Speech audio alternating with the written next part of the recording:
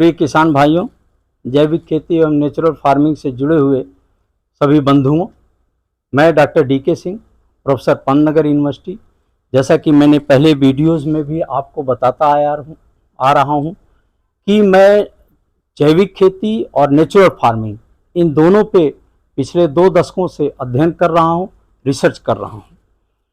आज मैं आपको नेचुरल फार्मिंग के बारे में कुछ बताना चाह रहा हूं।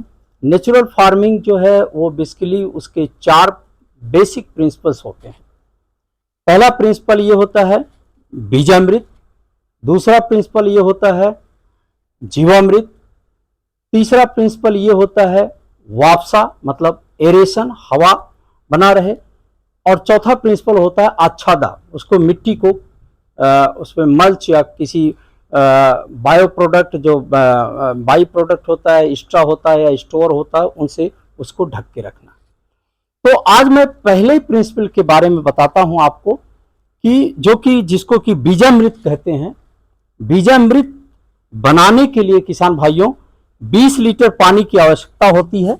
जैसे ये देखिए, आप 10 लीटर पानी इसमें रखा हुआ है, 10 लीटर पानी इसमें, और ये 1 कुंटल बीज के लिए 20 लीटर पानी, 10 लीटर इसमें रखा हुआ है, 10 लीटर इसमें रखा हुआ है।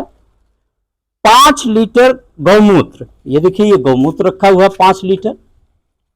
5 किलो गोबर, फ्रेश गोबर 5 किलो, और 250 ग्राम जो है मिट्टी अनडिस्टर्ब, जो फॉरेस्ट की मिट्टी है, जहां जो जंगलात है, जंगलात की मिट्टी, क्योंकि ये अनडिस्टर्ब मिट्टी होती है, इसमें बहुत सारे गुण होते हैं। इसमें पोषक तत्वों को मिनरलाइजेशन करने के लिए जो जीवाणु होते हैं वो जीवाणु इसमें पाए जाते हैं। और 250 ग्राम बुझा हुआ चूना लेंगे। अब इनको क्या करेंगे, इसमें मिक्स करेंगे। ये भाई मिक्स करो जरा। पानी 20 लीटर पानी में, पहले 20 लीटर पानी और डाल दो। 20 लीटर पानी में ये 5 लीटर गौमूत्र डालो। ये 5 लीटर गौमूत्र डाला जाएगा।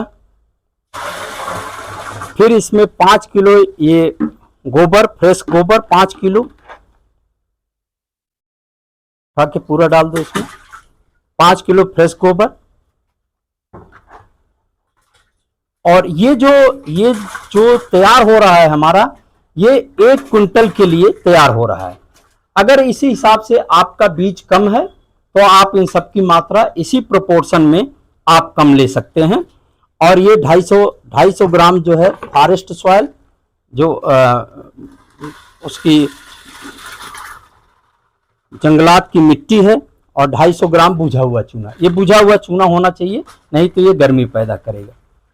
अब क्या होता है कि इसको खूब मिक्स करके और इसको 24 घंटे के लिए रख देते हैं, और 24 घंटे बाद ये जो है इसको बीज पे छिड़क के और बीज की बुआई करते हैं। जैसा कि मैंने बताया कि 1 कुंटल बीज पे ये पूरा छिड़काव करने के लिए पर्याप्त होता है।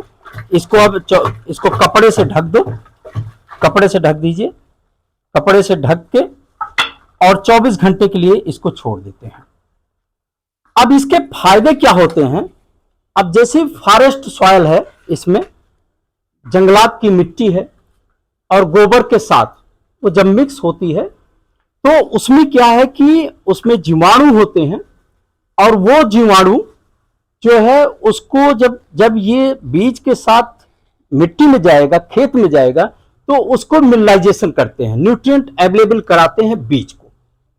दूसरा ये है कि बीज जब इसमें जब भिगोया जाए, जब बीज पे ये छिड़का जाएगा, तो बीज की जो मेटाबॉलिक फंक्शन होती है, इम्बाइबेशन बोलते हैं उसको, जो पानी अवशेष करने की क्षमता होती है, और मेटाबॉलिक फंक्शन जो होता है बीज का, उसमें एनर्जी जनरेट होती है, और वो इम्बाइबेशन उसमें बढ़ जाता है। जब इम्बाइबेशन बढ़ जाता है तो पानी को बहुत जल्दी अवशोषित करके, और जो बीज है वो बीज की जर्मिनेशन क्षमता, जमने की जो क्षमता होती है, वो जमने की क्षमता उसमें बढ़ जाती है। बीज जर्मिनेट बहुत तेज करता है, फास्ट करता है, और लगभग 1 आध दिन पहले ही जर्मिनेट हो जाता है, और यूनिफॉर्म जर्मिनेशन होता है। तो ये जो एनर्जी प्रोवाइड करता है बीज को, उससे बीज में जर्मिनेशन जमा होने की क्षमता बढ़ जाती है। तीसरा ये है कि चूंकि ये इसमें जो जीवाणु हैं वो एग्रीकल्चरल इंपॉर्टेंस जीवाणु हैं, जो कि हमें फायदा पहुंचाने वाले जीवाणु हैं, उससे वो जो है बीज घिर जाता है। और तीसरा ये है कि इसमें काउ यूरिन भी है। काउ यूरिन जो है एंटी फंगल होता है, और जब वो बीज जाता है तो जो बीज जनित नहीं, मृदा जनित जो रोग होता है उनसे भी बीजों को बचाता है। तो उसमें जो चूंकि एंटी फंगल होता है, तो मृदा एक तो ये है कि बीज जम जाता है, जल्दी जर्मिनेट हो जाता है। दूसरा ये है कि उसमें जो मृदा जनित रोग है उनसे, या बीज जनित भी रोग होगा तो उनसे भी बीज को बचाता है। तीसरा यह है कि वहां आसपास के जो इसमें जो एग्रीकल्चरल इंपॉर्टेंस, जो हमें फायदा पहुंचाने वाले जीवाणु होते हैं, क्योंकि काउ यूरिन भी है, गोबर भी है, और इसमें जंगलात की मिट्टी भी है। जंगलात में आप देखिए उनकी मिट्टी जो है बहुत फर्टाइल होती है, तो वो सब मिलके आसपास जो बीज की विसिनिटी होती है, बीज जहां होता है उसके चारों तरफ मिनरलाइजेशन करता है, न्यूट्रिएंट अवेलेबल कराता है। उससे क्या होता है कि बीज जो सीडलिंग होता है, वो सीडलिंग जो है वो उसको न्यूट्रिएंट भी पर्याप्त मात्रा में मिलता है।